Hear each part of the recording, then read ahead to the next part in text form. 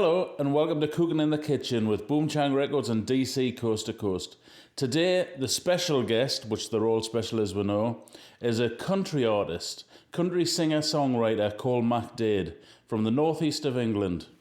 How are you doing? Well, very good, thank you. Hey, welcome into the kitchen. Yes, it's familiar surroundings. Yeah, well, I'll tell you what, I love the hair, like. Thank you very much. It's not something that's associated necessarily with sort of country music. Yeah, it's just, well, to be honest, it's as simple as an image thing. It's just, I like the hairstyle. I think it kind of suits like the way I'm looking these days. But good. it's like nothing to do with the music side of things. No, but it looks also, it'll be all checky shirts and cowboy boots and dusty jeans. Mohicans, obviously connection with the American side, and also your music is very much connected with American country music, isn't it? That's your influences, I guess. Yeah. Do you want to just talk to us a little bit about that and how you find influences? Yeah, well, to be honest, it wasn't when I was a younger kid. I never really give country music much to listen to. I was like just a regular pop kind of kid. But I did like sort of specialists like Johnny Cash. I loved that at an early age. Just through my dad having tapes in the car. And Queen, I really loved Queen. Right. And I loved Elvis, and then I think from Elvis I just kind of moved on to my first CD I bought like by myself outright that no one had influenced me on was Bob Dylan. All right. And then listening to Bob Dylan and the way he went about writing songs was the sort of first inspiration for me to do similar sort of things. Did you sort of wake up one morning and say, I'm going to start writing songs? No, it just happened. The weird thing was I started writing poetry before I started writing songs, and then from the poems, I kind of noticed that a poem, if you added a chorus into the poem's lyrics, then you kind of got half of a song. So I tried it one day with a song called America. Right. It was the very first thing I ever wrote, and it kind of come out all right. So like from then, it just gives us a bit more inspiration to do something else. And then it's the cliche thing. It's like I had my heart broken by a girl way back when. Right. And that just gives us the sort of impetus to sort of write how I felt at the time and just get my pain out that way, as it were, so to speak. So. And how do you find your sort of inspiration for the words? Is it something from your personal life, or is it sort of just made up? Yeah, I mean, you get certain... I'm quite a weird songwriter because I don't sort of like wake up in the middle of the night with lyrics in my head and think, right, I've got to write that, get up and write it down like I hear so many do. Yeah. I set myself a goal, like I'll be a Wednesday night and I'm thinking tonight's songwriting night. Yeah. So I'll get a few cans out of the fridge, and a couple of cigarettes, and I'll go up to the room and I'll just set about writing a song, and then I'll get some kind of melody going, I'll get some words going, and next thing I know, I've got a song. And so you're relatively prolific, would you say? Yeah, I'd like to call myself a song machine, you know. The trouble is because I don't when I basically have a song and I think it's ready and I'll go downstairs and I'll play it, and then obviously I'll just, once it's sort of done, then I think, right, job done, next one, and I just kind of move on like that, so the songs always keep a churning. And I have so many. I've got probably a book with hundreds in, oh wow. Yeah, I kind of like focus in on my favourites. I have favourites. I mean, I'll be playing a couple today. So. Brilliant. Well, about that, what's the first song you're going to play? The first song I'm going to play is a song called The 952, and it's just, I started writing it, and to be honest, it started as a happy song about a man writing to his woman that lives so far apart, and he finally gets an opportunity to go and meet her on the train, but as he's on the train, as a woman gets on sort of mid journey, and things just take a toll for the sinister kind of thing, and it just changes so many lives, you know, just this one crazy moment. And basically that's just what the song's about, and I kind of liked its darkness. I don't know why. Okay, well let's have a little listen to it when you're ready, like, you know. But no, looking forward to hearing it. This is the 952. Brilliant.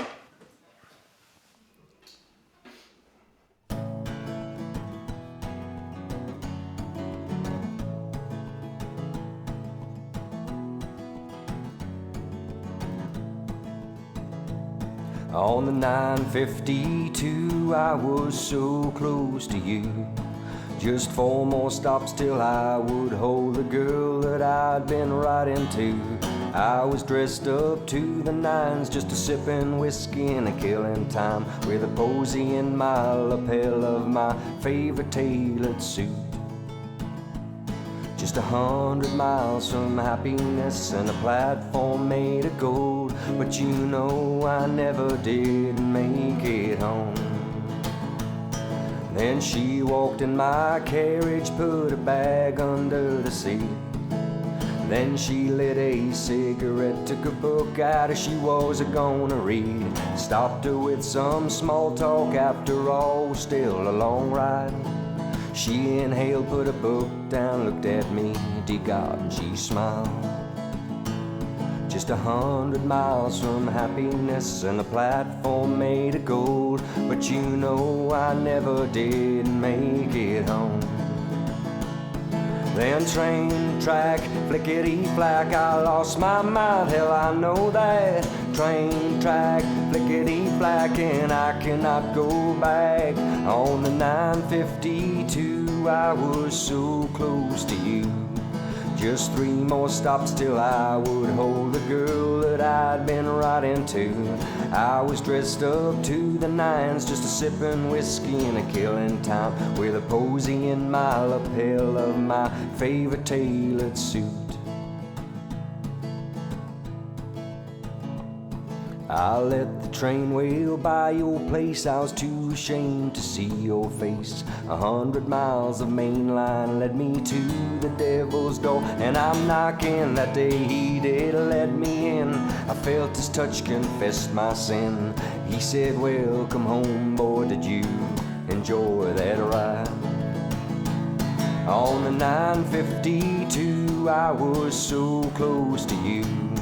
Just 2 more stops till I would hold the girl that I'd been riding to. I was dressed up to the nines, just a sipping whiskey and a killing time, with a posy in my lapel of my favorite tailored suit. Yeah, great words. Yeah, I think words are my forte. It's like, I find just trying to write round easy melodies and easy listening. This goes through my influences for the likes of Johnny Cash and that. For me, who just kept songs simple, it didn't confuse it with such over-the-top sort of... Like, I mean, with them lyrics that you've done there, you see the story. It's almost like a movie, isn't it? Well, yeah. Well, I really feel as well with country music, one of the main reasons I love country music is the storytelling is so believable. Like, the second they start singing, I have an image of the bar they're in, the girl they're with, the clothes they wear even. It's that detailed, and I just... Very descriptive, and I love to get lost in that, and I think that's just the power of music. I really love it. So. Fantastic. Yeah. So, gigs?